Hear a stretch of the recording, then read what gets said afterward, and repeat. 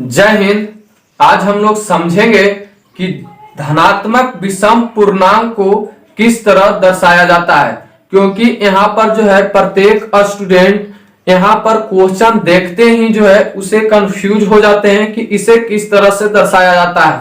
तो बहुत ही सरल भाषा में हम लोग समझेंगे, आज से किसी भी तरह की कंफ्यूजन नहीं होगी। तो बहुत ही आसानी से चलिए समझते हैं कि किस तरह से इसे जो है दर्शाया जाता है। तो जैसे हमने यहाँ पर लिखा है कि दर्शाए कि कोई भी धनात्मक विषम पूर्णांक 6q+1 या 6q+3 या 6q+5 के रूप का होता है, जहां q कोई पूर्णांक है।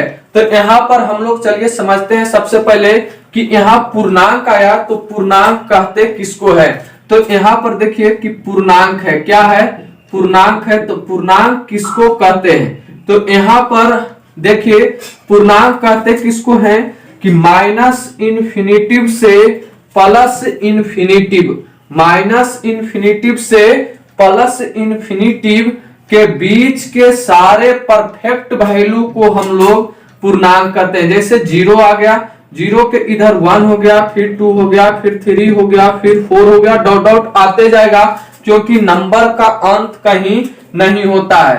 अब इधर जब हम लोग चलते हैं तो -1, -2, -3, -4 डॉट डॉट चलते आएगा, कहां तक, माइनस इन्फिनिटिव तक। तब पूर्णांक कहते किसको है कि माइनस इन्फिनिटिव से प्लस इन्फिनिटिव के बीच सारे परफेक्ट वैल्यू यानी एग्जैक्ट वैल्यू को हम लोग पूर्णांक कहते हैं। यानी कि 0 के बाद जो आने वाला नंबर है वो 1 ही आएगा।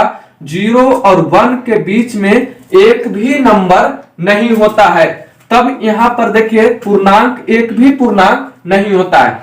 जैसे कह देगा कि 0 और 1 के बीच में बताइए कि कितना पूर्णांक है, तो पूर्णांक कहिएगा मेरे प्यारे दोस्तों कि एक भी नहीं है, क्योंकि 0 के बाद परफेक्ट कौन आ रहा है, 1, 1 के बाद 2, 2 के बाद 3, 3 के बाद 4। और अगर इधर माइनस में चलते हैं तो 0 के बाद -1, फिर -2, -3, यानी इधर आते हैं तो घटते जाता है और 0 को उधर जाते हैं तब बढ़ते जाता है। तो इसको पूर्णांक कहते हैं। तो ये तो हमारा हो गया क्या चीज, पूर्णांक। यहां पर हमने क्या समझा, पूर्णांक किसको कहते हैं। लेकिन अगर विषम पूर्णांक कह देगा तब किसको कहिएगा, विषम पूर्णांक, वो हम लोग समझते हैं। जैसे यहां पर है विषम पूर्णांक, क्या है, विषम पूर्णांक। यहां हमने समझा कि पूर्णांक किसको कहते हैं, यानी माइनस इन्फिनिटिव से प्लस इन्फिनिटिव के बीच सारे परफेक्ट वैल्यू को हम लोग पूर्णांक कहते हैं। अब यहां पर आ गया विषम पूर्णांक किसको कहते हैं। तो देखिए माइनस इन्फिनिटिव से प्लस इन्फिनिटिव के बीच विषम कहते हैं किसको है, जो 2 से नहीं कटता है। यानी जो 2 से नहीं कटता है उसको विषम संख्या कहते हैं। तो 1, 3, 5, 7 डॉट डॉट आते जाएगा, यानी जो विषम पूर्णांक होगा उसको कहते हैं। तो इधर तो विषम पूर्णांक होगा, लेकिन इधर भी विषम पूर्णांक है, क्योंकि -1, -3 फिर -5 आ जाएगा, यानी इसी प्रकार से चलते रहेगा। तो यहाँ पर हमने देखा कि विषम पूर्णांक किसको कहते हैं। तो नंबर लाइन पर माइनस इन्फिनिटिव से प्लस इन्फिनिटिव के बीच 0 के इधर हम लोग चलते हैं तो -1, फिर -3, -5, -7, इसको जो हम लोग विषम पूर्णांक कहते हैं। फिर यहाँ चले तो 1, 3, 5, 7 डॉट डॉट आते जाता है, इसको कहते हैं हम लोग विषम पूर्णांक। लेकिन यहां पर एक और लगा दिया, धनात्मक विषम पूर्णांक। अब धनात्मक विषम पूर्णांक किसको कहते हैं उसको समझ लेते हैं। देखिए धनात्मक विषम पूर्णांक क्या हो गया, धनात्मक विषम पूर्णांक। धनात्मक विषम पूर्णांक अब किसको कहते हैं, यहां से हम लोग समझिए कि धनात्मक विषम पूर्णांक उसको कहते हैं कि प्लस इन्फिनिटिव से 0 से प्लस इन्फिनिटिव, माइनस में नहीं जाना है, क्योंकि यहां पर धनात्मक करा है यानी धन करा है, यानी पॉजिटिव नंबर लेना है, निगेटिव नहीं लेना है। यानी धनात्मक लग गया तो हमारा जो नंबर होगा 0 से प्लस इन्फिनिटिव की ओर होगा, लेकिन कर रहा है विषम पूर्णांक, धनात्मक में लीजिए, विषम पूर्णांक लीजिए तो 0 के बाद क्या होता है, तो 1 होता है, 3 होता है, 5 होता है, फिर 7 होता है, फिर 9 होता है, डॉट डॉट इसी तरह से आते जाएगा। तब इसको कहते हैं धनात्मक विषम पूर्णांक। अगर माइनस में ले लेंगे तो ये ऋणात्मक विषम पूर्णांक होगा।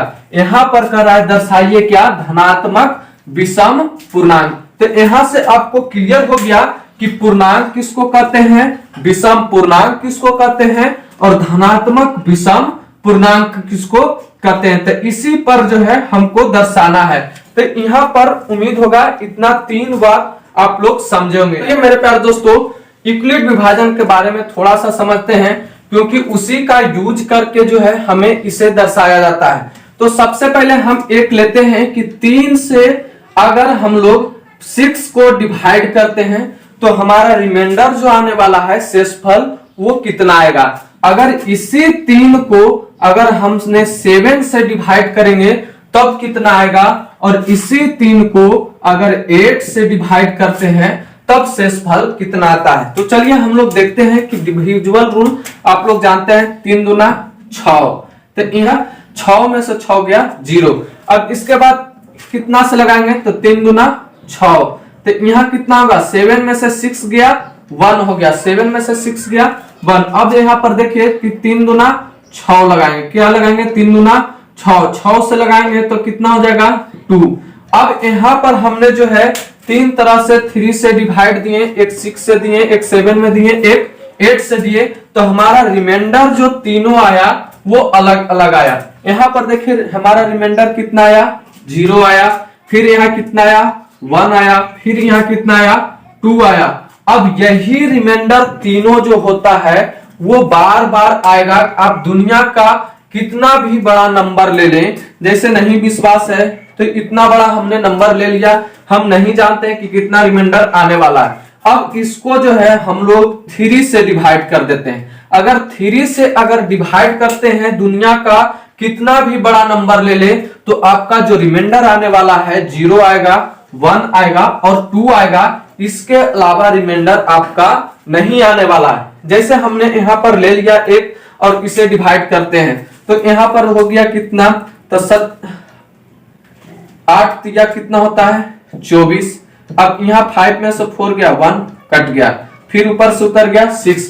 अब यहाँ पर कितना बार लगाए, 5 बार में, 5 या 15। तो यहाँ रिमाइंडर कितना आया 1 आया। देखिए यहाँ पर 1 आया। तो इसी प्रकार आप लोग चेक कर सकते हैं कि दुनिया का कितना भी बड़ा नंबर ले ले और 3 से डिवाइड करिएगा तो आपका रिमाइंडर जो आएगा 0 आएगा, 1 आएगा और 2 आएगा। यूक्लिड ने देखा कि किस तरह से जो है हमारा रिमाइंडर थ्योरम निकलता है। तो एक कंडीशन बना दिए कि अगर हमने जो है किसी से अगर डिवाइड करते हैं तो हमारा जो रिमाइंडर आता है यानी शेषफल जो आता है हमारा 3 से क्या आ रहा है, छोटा आ रहा है। देखिए 3 से हमारा रिमाइंडर क्या आ रहा है, छोटा, 3 से रिमाइंडर छोटा, 3 से रिमाइंडर छोटा, इससे बड़ा नहीं हो सकता है, क्योंकि इससे बड़ा होगा तो हमारा रूल जो है भागा का वो समाप्त हो जाएगा यानी गलत हो जाएगा। तो रिमाइंडर जो आया हमारा यहाँ पर जो होता है उसको कहते हैं भाजक, यानी भाजक से क्या आया, छोटा आया। लेकिन यूक्लिड विभाजन में इससे दर्शाया जाता है कि यहाँ पर जो भाज होता है उसको a कहते हैं, भाजक को हम लोग b कहते हैं, भागफल को हम लोग q कहते हैं और शेषफल को हम लोग r कहते हैं। ये हमारा होता है। तो यहाँ जो हमारा जो b से क्या आ रहा है यार, तो छोटा आ रहा है। तो b से हमारा जो होता है क्या होता है, छोटा। और यहाँ पर जो है 0 से 0 के क्या होता है, बराबर या 0 से बड़ा। देखिए 0 आया, 3 से डिवाइड दिए तो कितना आया, 0 आया। तो यहाँ पर हमारा जो है 2 रूल है। एक तो कर रहा है 0 के बराबर r हो, एक रूल यहाँ पर जो कर रहा है 0 के बराबर r हो या 0 से r जो हो बड़ा हो। तो यहाँ पर हमने इस 2 साइन को एक ही में लिख दिए हैं कि 0 less than equal to r। r जो है r से छोटा है 0 या बराबर है, और यहाँ b जो है लेस देन जो है r लेस देन b, यानी r यहां से कहां तक है, तो 0 से बराबर या 0 से बड़ा और b से छोटा। तो इस प्रकार से जो है हमारा कंडीशन बनता है। अब इसी रूल से जो है हम इस इसको जो है धनात्मक विषम पूर्णांक को दर्शाएंगे। तो यहाँ पर हमारा जो मिलता है, जैसे हमने यहाँ 3 लिख दिया तो 3 हमने लिख देंगे, और यहाँ हमने क्या बन गया, b के जगह पर 3 लिख दिए तो हमारा जो ये बना 0 से बड़ा हो जाएगा। तो यहाँ जैसे हम लोग r बराबर करेंगे, अगर हमारा भाजक 3 है तो r जो आएगा कितना आएगा, 0 आएगा, 1 आएगा और 2 आएगा। जैसे हमारा 0 आया, 1 आया और 2 आया, इससे बड़ा नहीं होता है, क्योंकि हमारा यहाँ एक कंडीशन बन गया। अब इसी के यूज करके इसे बनाएंगे। तो यहाँ पर हम लोग समझते हैं सबसे पहले कि यहाँ देखिए लिखा हुआ क्या चीज, धनात्मक विषम पूर्णांक। अब सबसे पहले हम यहाँ पर मानेंगे वो भी धनात्मक विषम पूर्णांक ही मानेंगे। तो यहाँ हमने माना कि धनात्मक विषम पूर्णांक इक्वल टू ए।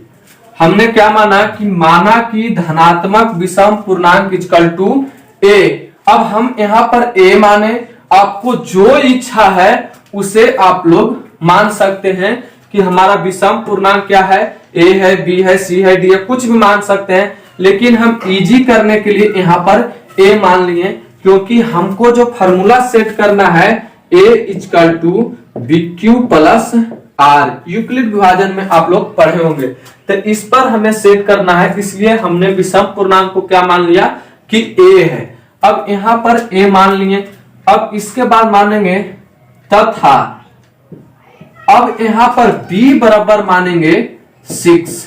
b बराबर क्या मानेंगे 6। लेकिन किसी किसी स्टूडेंट को पता चलेगा कि b बराबर हम 6 ही क्यों मानते हैं, हमें 5 भी मान लेना चाहिए, 4 भी मान लेना चाहिए, 3 भी मान लेना चाहिए, हम 6 क्यों मानेंगे। तो यहाँ पर समझिए बहुत ही अच्छा से कि यहाँ जो भी पूर्णांक के पहले रहेगा, जैसे हमारा 6q प्लस 1 है, तो यहाँ सेट करके हम लोग देख लेंगे 6q प्लस 1। तो सेट करके देख लिया हमने, तो b के स्थान पर जो मिला हमारा क्या मिला, 6 मिला। अब यहाँ हमको देखना है कि अगर 3 रहेगा, 4 रहेगा, 5 रहेगा, कुछ भी रहेगा, तो b के सीधे जो रहेगा वो हमें मानना है। तो b इक्वल टू क्या मान लिए 6। अब क्यों माने, तो यहाँ लिख देंगे क्योंकि 6q प्लस 1, 6q प्लस 3 इसी प्रकार से आता है, इतना है, इसलिए हमने जो है b बराबर क्या मान लिया 6। अब इतना करने के बाद हमको लिखना है कि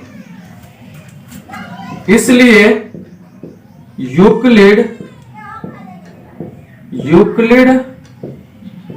विभाजन एल्गोरिथ्म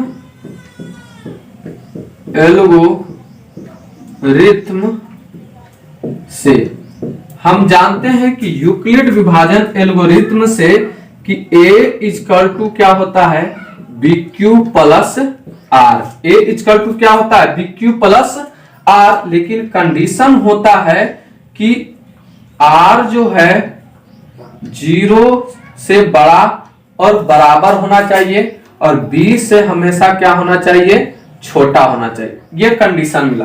तो अब हम लोग यहाँ पर फिट करेंगे, क्योंकि हमें पूर्णांक क्या मिला है, विषम पूर्णांक हमने क्या माना a। तो a के जगह पर यहाँ जो हम लोग मानेंगे विषम पूर्णांक मानेंगे। ये हमारा a जो है विषम पूर्णांक है, तो यहाँ पर a के स्थान पर यहाँ का a रख देंगे। अगर यहाँ आप दूसरा चीज मानते हैं, p मानते हैं, q मानते हैं, तो यहाँ पर p q रखना है, क्योंकि विषम पूर्णांक हमने a माना तो a इक्वल टू लिख देते हैं। अब b के स्थान पर हमने क्या माना 6, तो 6 लिखते हैं। यहाँ पर कुछ भी आप मान सकते हैं, यहाँ के अनुसार आपको मानना है, जैसे हमने यहाँ बताए। अब q है तो q कर देंगे, r हमको मालूम नहीं है तो मालूम नहीं है तो रख देते हैं। अब यहाँ से हम लोग करेंगे कि 0 है तो 0 रख दिए, r नहीं मालूम है, हमारा b मालूम है कितना है तो 6 है। तो इस तरह से हम लोग कर देंगे। अब हमें पता चल गया कि यहाँ पर जो r आने वाला है 0 से बड़ा और 6 से छोटा आने वाला, तो लिख देंगे इसलिए r बराबर, इसलिए r यानी शेषफल हमारा यहाँ से कितना मिल गया, तो 0 1 2 3 4 5 तक मिला। 6 नहीं होगा क्योंकि 6 से छोटा है। तो यहां हमारा r मिल गया। अब इसके बाद हम लोग रखेंगे कि यूक्लिड विभाजन एल्गोरिथम से कर दिए, इसके बाद हम लोग इस इक्वेशन में रखेंगे, यदि क्या रखेंगे, यदि r बराबर कितना है 0, यदि r बराबर क्या रख रहे हैं 0, तो हमें यहां से a निकलेगा, तो a equal to 6q plus, अब r के स्थान पर क्या रख रहे हैं 0, तो यहाँ r के स्थान पर रख देते हैं 0, तो हमारा जो फाइनल मिला 0 मतलब कुछ नहीं, तो यहाँ जो मिला 6q मिला। कितना मिला 6q मिला। उसके बाद हम लोग रखते हैं इसी प्रकार से कि r इजकल टू क्या रखेंगे, यदि r इजकल टू 1 तो a बराबर क्या होगा 6q प्लस, r के स्थान पर हमने अब क्या रखा 1 रखा, तो 1 लिखेंगे। अब इसी प्रकार से हमें जो चेक करना है वो कहां तक करना है, तो 2 रखेंगे, फिर 3 रखेंगे, फिर 4 रखेंगे, फिर 5 रखेंगे। तो चलिए यहां पर हम लोग बताते हैं कुछ। इसी प्रकार से देखिए यहां रखते जाना है कि r इजकल टू क्या रखने वाला है 2, r इजकल टू 2 रखें तो हमारा मिलेगा, तो a इजकल टू कितना हो जाएगा 6q प्लस 2, कितना हो जाएगा 6q प्लस 2। अब इसके बाद अगर हम r इजकल टू 3 रख दें तो कितना मिलेगा, a equal to 6q plus कितना होगा 3, 6q प्लस 3 होगा। फिर अगर रखते हैं r इजकल टू 4 तो a इजकल टू कितना होगा 6q प्लस 4 होगा, कितना होगा 6q प्लस 4 होगा। फिर रखते हैं अगर r इजकल टू 5 तो a इजकल टू कितना होगा 6q प्लस 5 होगा। तो यहां पर हमने एक एक नंबर को रख दिया है, r बराबर 0 1 2 3 4 5 तक। इसके बाद हमारा जो मिला वहां पर चुनना है धनात्मक विषम पूर्णांक। तो यहाँ पर देखिए 6q जो मिला ये क्या मिला विषम पूर्णांक मिला, लेकिन हमें यहां से चुन लेना है क्योंकि हमने a माना किसको धनात्मक विषम पूर्णांक को। तो हमारा 1 क्या है धनात्मक विषम पूर्णांक है, 3 क्या है धनात्मक विषम पूर्णांक है, 5 क्या है धनात्मक विषम पूर्णांक है। तो इसके बाद आपको लिखना है कि r इजकल टू 0 रखते हैं तो समपूर्णांक आता है, तो लिखता है अतः 6q plus 1 6q plus 1 6q plus 3 और 6q प्लस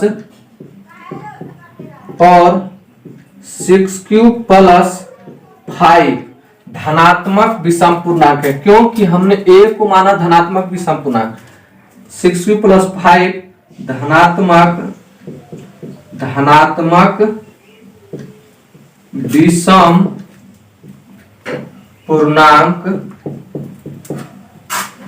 है, धनात्मक विषम पूर्णांक है। तो हमारा यहां से दर्शा दिया। अब यहां पर लिख देना है कि 6q प्लस 2 6q प्लस 4 धनात्मक सम पूर्णांक है, इसलिए ये नहीं होगा। हमारा जो दर्शाना था धनात्मक विषम पूर्णांक, तो 6q plus 1 6q plus 3 6q plus 5 ये जो हो गया धनात्मक विषम पूर्णांक। तो यहाँ पर तक जो है आप लोग अच्छे से समझे होंगे। यहाँ से आप लोग जो है इसे स्क्रीनशॉट लेकर आप अच्छे से समझ सकते हैं। अगर नहीं समझ में आता है तो फिर से आप वीडियो को पीछे जाइए और अच्छे से इसे समझिए।